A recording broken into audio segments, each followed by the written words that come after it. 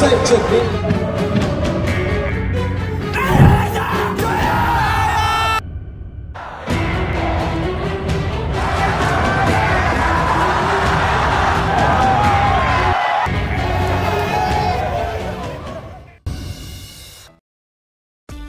Sintayong diam-diam punya rencana rahasia untuk timnas Indonesia. Pemain naturalisasi baru, orang dalam PSSI ungkap pemain yang bakal gabung timnas Indonesia. AFC tegas tolak pindah venue, Bahrain beri sinyal bahaya untuk timnas Indonesia. Ya, pernah kepikiran nggak sih, gimana caranya timnas Indonesia bisa berubah drastis belakangan ini? Dari tim yang sering jadi underdog, sekarang malah bikin tim-tim besar ketar-ketir. Nah, ternyata dalangnya adalah Coach Sintayong. Sobat Garuda, siapa yang gak kagum sama Coach Sintayong, ST? Pelatih asal Korea Selatan ini benar-benar jadi sosok penting yang membawa perubahan besar buat sepak bola Indonesia. Tapi tahukah kalian? Ternyata ST punya rencana jangka panjang yang diam-diam tengah ia garap, loh. Penasaran? Yuk, simak berita lengkapnya. Potensi pemain Indonesia, tapi, Coach Shin pernah bilang, pemain Indonesia itu punya bakat alami yang luar biasa. Tapi sayangnya, bakat aja nggak cukup. Ada banyak faktor yang bikin potensi itu nggak keluar maksimal. Salah satunya adalah kurangnya pemahaman dasar-dasar sepak bola sejak usia muda. Banyak pemain berbakat, tapi mereka nggak dibekali pengetahuan yang memadai.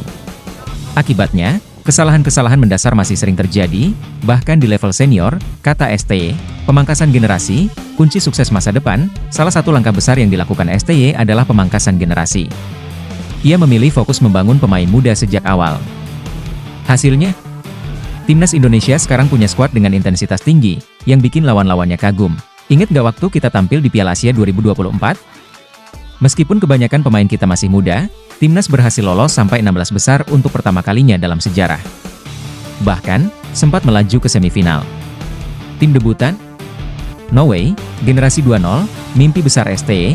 Menurut media Korea, Coach Shin ternyata sedang mempersiapkan yang namanya The Timnas Indonesia Generasi 2.0. Ini adalah generasi emas yang diharapkan bisa membawa sepak bola Indonesia lebih. Generasi 2.0, mimpi besar ST. Menurut media Korea, Coach Shin ternyata sedang mempersiapkan yang namanya The Timnas Indonesia Generasi 2.0. Ini adalah generasi emas yang diharapkan bisa membawa sepak bola Indonesia lebih maju dan siap bersaing di tingkat dunia. Untuk membangun pondasi ini, ST mengandalkan kombinasi pemain muda berbakat lokal dan pemain keturunan yang berkarier di Eropa. Selain itu, ia juga fokus meningkatkan mentalitas para pemain. Pemain kita harus berani melawan siapapun, nggak peduli seberapa kuat lawannya di atas kertas, ya tegasnya. Bekerja dengan ketulusan, dibalas cinta. Yang bikin haru, Sintayong sering mengaku terharu dengan perlakuan baik masyarakat Indonesia. Ia bahkan bilang sering menangis karena merasa begitu dihargai di sini, sesuatu yang jarang ia rasakan di Korea. Saya banyak menangis di Indonesia. Orang-orang di sini punya hati yang hangat. Meski santai, mereka saling membantu dan menghargai satu sama lain, ungkap ST. Dukungan untuk sang pelatih, ini bagian pentingnya, sob. Sintayong gak bisa jalan sendirian. Dia butuh dukungan kita semua, para fans Garuda, buat kasih semangat ke tim. Gak cuma waktu menang, tapi juga pas lagi jatuh. Jangan cuma jadi fans karbitan yang muncul waktu euforia doang ya. Coach Shin gak cuma minta dukungan dari kita, para fans timnas. Ia juga mengajak warga Korea Selatan untuk ikut memberikan semangat buatnya. Terutama menjelang babak ketiga kualifikasi Piala Dunia 2026, Ketua PSSI, Erick Thohir, dan saya bekerja keras untuk membawa Indonesia ke level berikutnya. Mohon dukungannya, ya, tambah ST. Melihat visi besar Sintayong ini, apa kalian setuju kalau timnas Indonesia akhirnya berada di jalur yang benar? Pemain naturalisasi baru, siapa lagi yang bakal gabung timnas Indonesia? Sobat Garuda, siapkan diri buat kabar bahagia lagi ini sob. Ngomongin timnas Indonesia rasanya nggak pernah lepas dari topik pemain naturalisasi. Setiap kali ada nama baru yang masuk daftar, hype-nya nggak kalah sama gosip transfer di liga-liga top Eropa. Nah, kabar terbaru datang dari Ula Romeni, striker muda yang digadang-gadang bakal segera memperkuat timnas Garuda. Tapi ternyata, masih ada nama-nama lain yang lagi diincar PSSI. Siapa aja mereka? Yuk, kita bedah santai. Ula Romeni, striker muda yang bikin fans optimis. Ula Romeni jadi nama pertama yang udah fix bakal bergabung dengan timnas. Striker ini punya pengalaman apik di Eropa, dan kehadirannya jelas bikin lini depan Garuda makin tajam. Bayangin aja, duet Ula sama pemain-pemain kayak Dimas Drajat atau Ramadan Sananta. serem, kan proses naturalisasinya lagi dipercepat oleh PSSI. Kalau semua lancar, kita bakal lihat Ula debut bareng Jay Itzes dan kawan-kawan di laga internasional berikutnya. Siapa lagi setelah Ula? Menurut Arya Sinulinga, orang dalam PSSI yang sering kasih bocoran, masih ada beberapa nama yang dipantau buat dinaturalisasi. Dua yang paling sering disebut adalah Jairo Riedewald dan Mauro Zijostra. 1. Jairo Riedewald, nama ini udah sering muncul di forum-forum fans. Jairo, yang saat ini main di Royal Antwerp, punya darah Indonesia dan jadi kandidat kuat. Tapi Arya bilang, proses buat Jairo agak berat.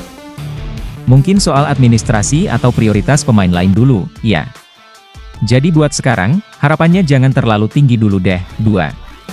Mauro Zijostra, kalau Mauro, ceritanya lebih optimis.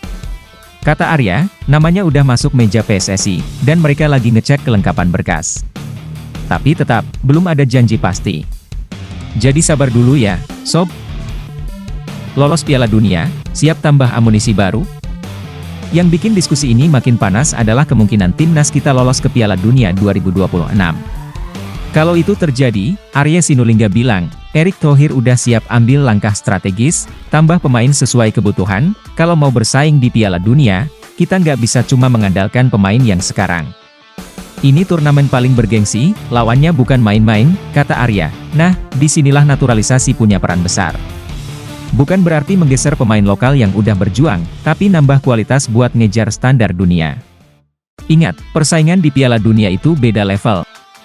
Sob, pro dan kontra di kalangan fans, nggak semua fans sepakat, loh. Ada yang merasa pemain-pemain lokal harus lebih diprioritaskan daripada pemain naturalisasi. Apalagi kalau mereka udah punya kontribusi besar selama kualifikasi. Tapi Arya punya pandangan lain, kalau kita terus mikir kayak gitu, timnas Indonesia nggak akan berkembang. Kita harus realistis. Kalau mau bersaing, ya kualitas pemain harus ditingkatkan. Benar juga sih, sob. Kita semua pasti pengen lihat Indonesia nggak cuma jadi peserta di Piala Dunia, tapi juga bikin kejutan kayak Jepang atau Maroko. Gimana menurut kamu sob? Apa sobat setuju? AFC tegas tolak pindah venue, Bahrain beri sinyal bahaya untuk timnas Indonesia. Halo, sobat bola, drama sepak bola di level internasional memang gak ada habisnya, apalagi kalau udah melibatkan AFC, FIFA, dan, ya, wasit yang bikin emosi. Kali ini, cerita datang dari timnas Indonesia versus Bahrain. Setelah permintaan Bahrain untuk memindahkan venue pertandingan ke tempat netral ditolak mentah-mentah oleh AFC, suasana makin memanas, tapi jangan khawatir, sob. Ketua Umum PSSI, Erick Thohir, udah memastikan bahwa laga ini akan tetap digelar di Stadion Utama Gelora Bung Karno, SUGBK, Jakarta. Jadi, mari kita siap-siap bikin atmosfer stadion jadi neraka buat lawan, dalam arti positif. Tentu saja, kenapa Bahrain minta venue netral? Kita flashback dulu.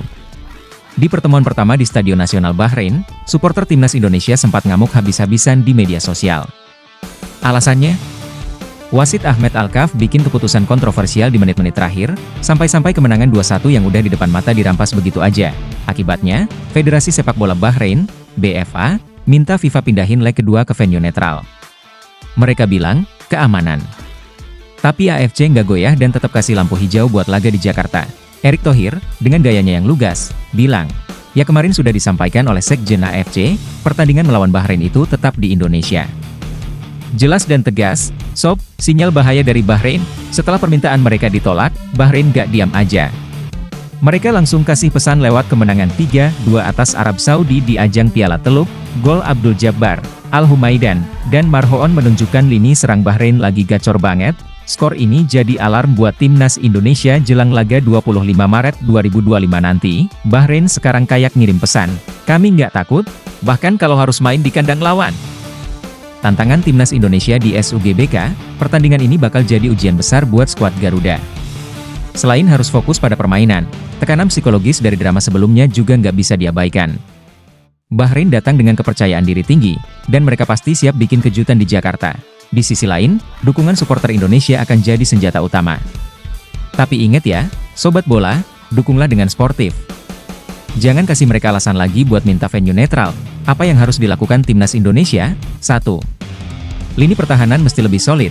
Gol-gol Bahrain ke gawang Arab Saudi nunjukin mereka jago memanfaatkan peluang kecil. Jadi, Rizky Ridho dan kawan-kawan Harus fokus ekstra di area kotak penalti. 2. Manfaatkan laga kandang, atmosfer GBK itu nggak main-main. Kalau supporter bisa kasih energi positif, mental pemain kita pasti makin kuat. 3. Hati-hati dengan wasit, belajar dari leg pertama, apapun bisa terjadi. Jangan sampai fokus pemain buyar gara-gara keputusan kontroversial. Suara Sobat Bola, gimana menurut kamu? Apakah timnas Indonesia bisa mengatasi tekanan dan menang lawan Bahrain? Atau kamu punya strategi jitu yang sebaiknya dipakai Shin Tae-yong? Yuk, diskusi di kolom komentar.